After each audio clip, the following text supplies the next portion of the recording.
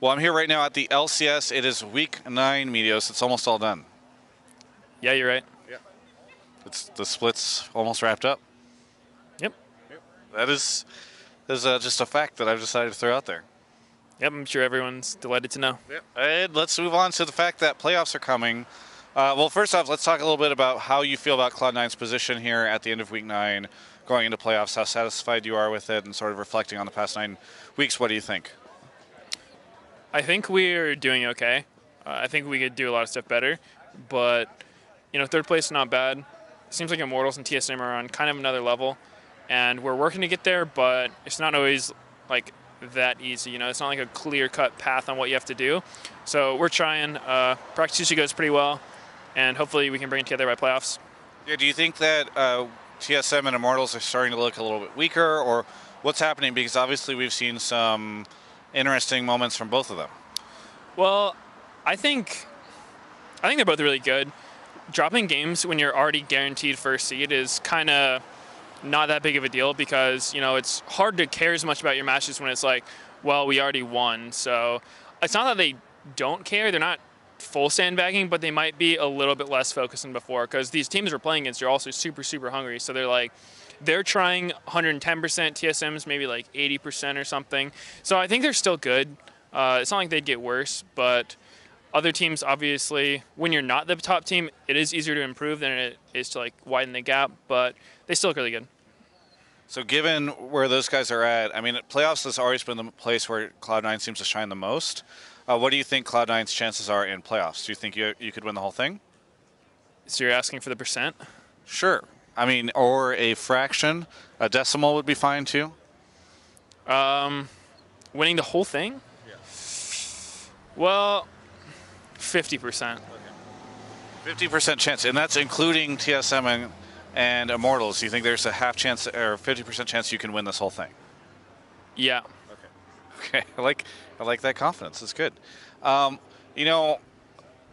wanted to talk to you a little bit about the fact that in about a week there's an event happening for a different game called TI, or Dota is the game, TI is the event. And there's been a lot of talk recently about sort of the crowdfunding prize pool component that they have there, and the rumor that League isn't going to up its World Championship prize pool this year. I was just wondering if you had any opinion on sort of that situation. Well, being a pro player, obviously, more money would be really nice. But, it happened last year. Other smaller games have had bigger prize pools in League for a long time. And Riot doesn't really seem to care about it too much. I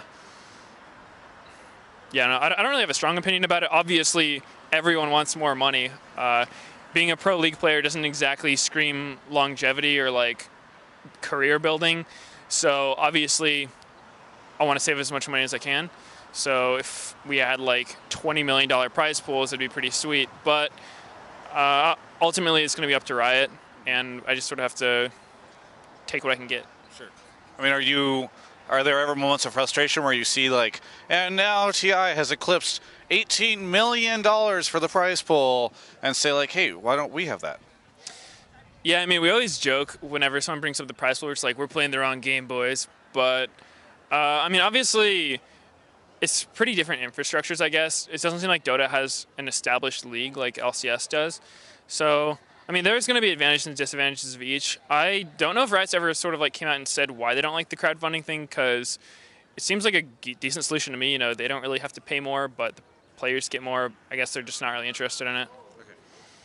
Now, stepping back to League of Legends, do you have, I mean, at the end of this 9 weeks, this is kind of your triumphant return to League of Legends and LCS. Reflecting on it just for yourself and as a jungler in the LCS that has returned from his streaming graveyard, whatever you want to say. Graveyard. Graveyard. That's where players go after they die. I guess you could call it that. Yeah. All right, but do you have any thoughts on sort of what the split has meant for you? This has been probably my favorite split that I've played, because when I played before, we won a lot of stuff, and when we win everything and we're really new and everyone just keeps telling me, like, wow, Meteos is the best player ever, best jungler ever. It can be a lot harder to try to figure out areas of improvement. And this split, there's a lot more competition. We're not dominant at all.